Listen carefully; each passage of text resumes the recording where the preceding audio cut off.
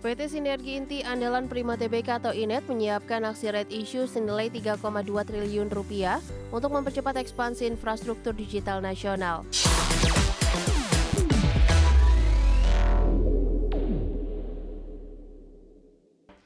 Pemirsa, terima kasih Anda masih bersama kami. PT Sinergi Inti Andalan Prima Tbk atau INET menyiapkan aksi rights issue senilai 3,2 triliun rupiah untuk mempercepat ekspansi infrastruktur digital nasional. Dana tersebut ditujukan memperkuat jaringan FTTH atau sistem kabel laut serta mendukung proyek infrastruktur generasi berikutnya. PT Sinergi Inti Andalan Prima Tbk atau INET menyiapkan aksi right issue senilai 3,2 triliun rupiah untuk mempercepat ekspansi infrastruktur digital nasional. INET menegaskan bahwa aksi right issue ini menjadi langkah strategis untuk menjadikan perusahaan sebagai tulang punggung infrastruktur digital Indonesia. Direktur Utama INET Muhammad Arif mengatakan dana tersebut akan digunakan mendanai proyek infrastruktur generasi mendatang, termasuk perluasan jaringan fiber to the home dan penguatan kabel laut. Perseroan menilai percepatan pembangunan jaringan sangat krusial untuk mendukung kebutuhan konektivitas yang terus meningkat. Mayoritas dana right issue atau sekitar 2,8 triliun rupiah dialokasikan kepada PT Garuda Prima Internet Indo untuk membangun 2 juta koneksi FTTH di Bali dan Lombok. Sebagian lainnya digunakan untuk kebutuhan hidrokabel laut melalui PT Pusat Fiber Indonesia serta pengembangan FTTH di Jawa oleh PT Internet Anak Bangsa. Arif menambahkan bahwa perluasan jaringan FTTH akan menggunakan teknologi Wi-Fi 7 terbaru dan diperkuat dengan rute kabel laut strategis seperti Jakarta, Batam, Singapura. Selain ekspansi infrastruktur, INET juga mengumumkan rencana akuisisi 2 perusahaan yaitu PT Trans Hybrid Communication atau THC dan PT Personel Alidaya Tbk atau PADA.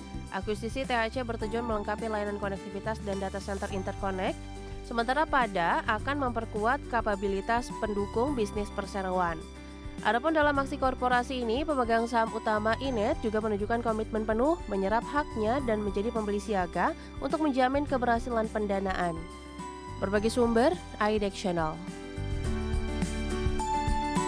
Pemirsa, PT BFI Finance Indonesia Tbk atau BFIN akan membagikan dividen tunai interim tahun buku 2025 senilai 519,72 miliar rupiah atau Rp35 per saham.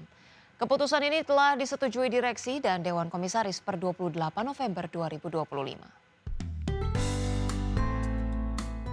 PT BFI Finance Indonesia Tbk atau BFIN akan membagikan dividen tunai interim tahun buku 2025 senilai 519,72 miliar rupiah atau Rp35 per saham. Besaran dividen yang mencapai Rp35 per saham ini diambil dari kinerja positif perusahaan sepanjang tahun berjalan. Perseroan menegaskan bahwa pembagian dividen dilakukan dengan mempertimbangkan kondisi keuangan yang sehat dan tingkat permodalan yang kuat. Hingga 30 September 2025, BFIN membukukan laba bersih 1,16 triliun rupiah yang dapat diatribusikan kepada pemilik entitas induk. Perusahaan juga memiliki saldo laba ditahan tidak dibatasi penggunaan sebesar 9,95 miliar rupiah serta ekuitas mencapai 10,89 triliun rupiah. Data tersebut menunjukkan ruang yang cukup bagi BFIN untuk tetap menjaga kinerja sembari membagikan dividen kepada pemegang saham. Adapun jadwal pembagian dividen telah ditetapkan mulai dari Kumdividen, pasar reguler dan negosiasi pada 10 Desember 2025 hingga pembayaran pada 18 Desember 2025. Recording date dividen jatuh pada 12 Desember, sementara ex-dividen di pasar reguler dan negosiasi berlangsung 11 Desember. BFIN menegaskan seluruh jadwal telah sesuai ketentuan BEI dan siap menjalankan distribusi dividen kepada investor. Berbagai sumber, IDEX Channel.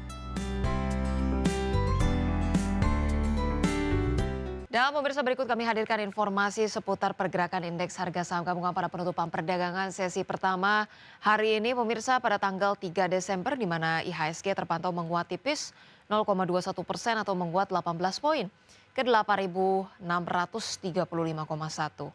Sempat menyentuh level tertingginya di 8.669,1, level terendah di 8.627,2. 340 saham menguat, 290 saham melemah dan 169 saham stagnan. Kemudian pemirsa, dari jajaran top gainers atau saham-saham yang menguat signifikan pada perdagangan siang hari ini ada saham INET pemirsa dengan penguatan 20%.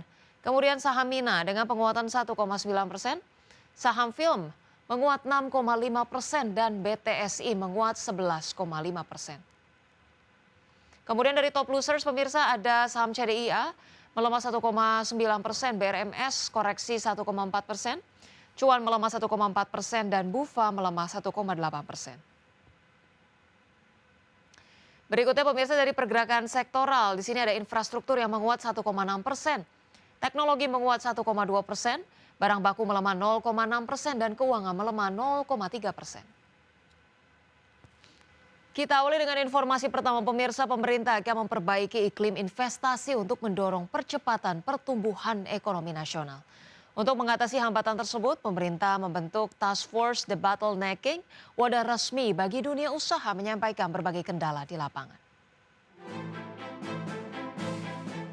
Pemerintah akan memperbaiki iklim investasi untuk mendorong percepatan pertumbuhan ekonomi nasional. Pasalnya saat ini daya saing Indonesia masih tertinggal dari beberapa negara ASEAN seperti Vietnam, Thailand, Singapura, dan Malaysia.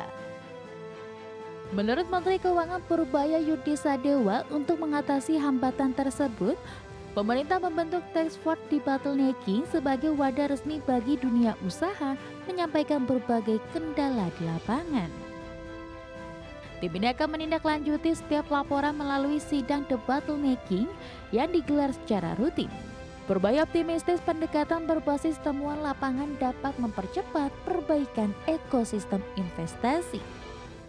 Pak Menko setuju, Pak Presiden setuju, jadi sudah dibuat task force-nya, sudah di-launch. Ada 3 task force di situ, ada 3 Pokja, 1, 2, dan 3. Yang penting yang kedua adalah Pokja Debottlenecking.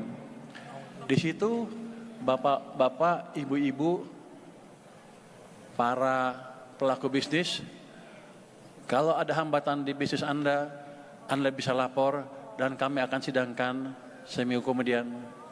Saya sudah memutuskan mengalokasikan waktu 1 hari penuh untuk memimpin sidang debottlenecking.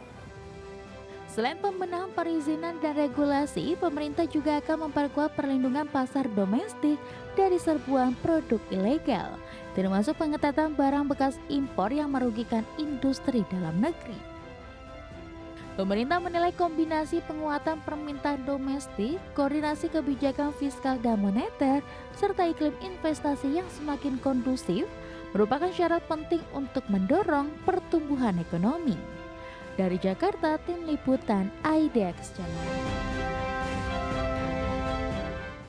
Pemirsa, Kamar Dagang dan Industri Indonesia optimistis ekonomi bisa tumbuh di atas 5,5% di tahun 2026 mendatang. Optimisme tersebut diperkuat dengan sejumlah program Quick Wins Kadin, antara lain program makan bergizi gratis dan rumah terjangkau layak huni yang ditargetkan mampu menyentuh 3 juta unit per tahun. Kamar Dagang dan Industri Indonesia optimis ekonomi bisa tumbuh di atas 5,5% di tahun 2026 mendatang.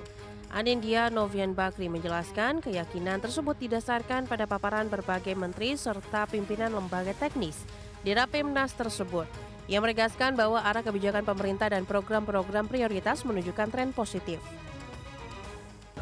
Kita optimis bahwa tahun 2026 pemerintah bersama dunia usaha bisa menggerakkan ekonomi di atas 5,5%. Kita sudah mendengarkan paparan Menko Ekonomi, Menko Keuangan, Menteri Keuangan, dan menteri-menteri teknis seperti pertanian, pariwisata, dan sampai pun Kepala BRIN, Kepala BGN, kita yakin bahwa 5,5% bisa tercapai. Ada 17 program dan 8 agenda prioritas mulai menunjukkan optimisme. Optimisme tersebut juga diperkuat dengan sejumlah program Quick Wins Kadin yang sudah menunjukkan hasil, antara lain program makan bergizi gratis, program tenaga kerja migran yang dikirim lewat Kadin, pemeriksaan kesehatan gratis, dan rumah terjangkau layak huni yang ditargetkan mampu menyentuh 3 juta unit per tahun. Dari Jakarta, Tim Liputan IDX Channel.